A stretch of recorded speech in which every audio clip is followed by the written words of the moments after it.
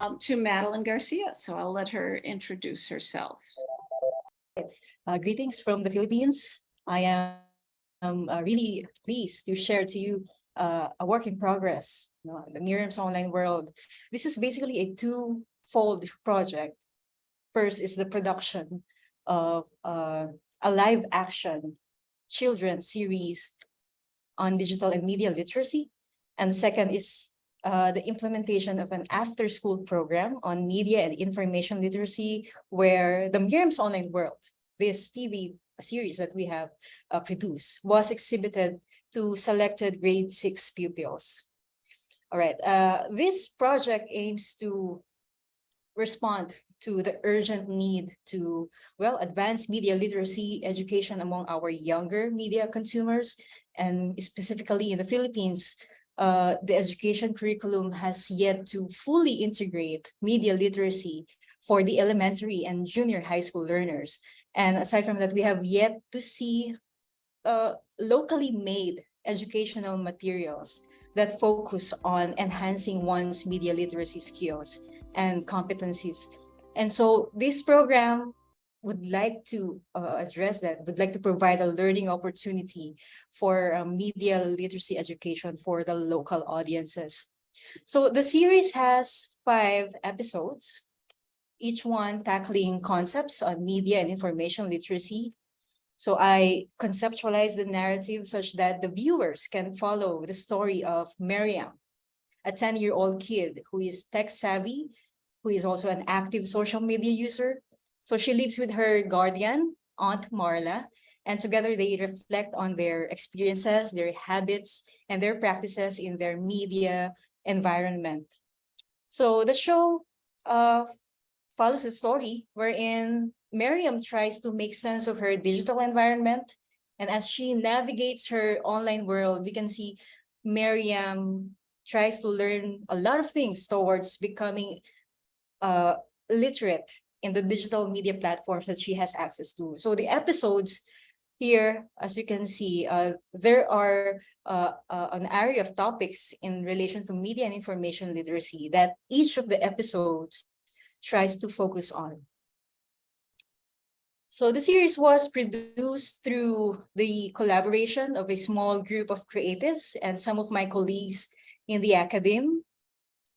And we developed this through the endowment fund from the National Council for Children's Television, a national government agency which has one of their programs is in promoting media and information literacy.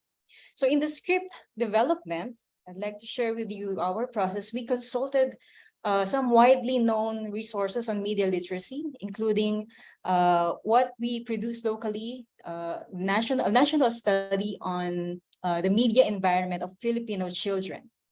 We developed the script also with the child actor herself, okay, who was able to share her insights with us about how she dealt with false information online and some of the cyber threats that she encountered online.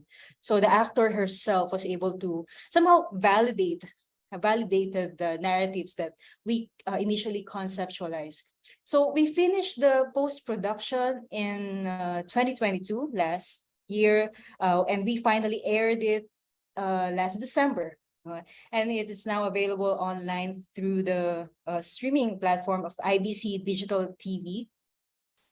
And we are in the process of disseminating this material, and this is where the second component of the project comes in. So I collaborated with a local expert on media literacy education in designing a module, okay, or the study guide. And we designed an after-school training program on MIL that is anchored on the media literacy concepts that were tackled in the series, which is the Miriam's Online World.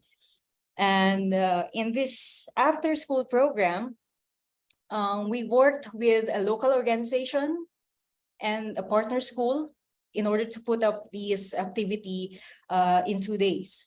So basically, we use the series or the program as an educational material, as a springboard of discussion about the issues that concern their digital and media literacies.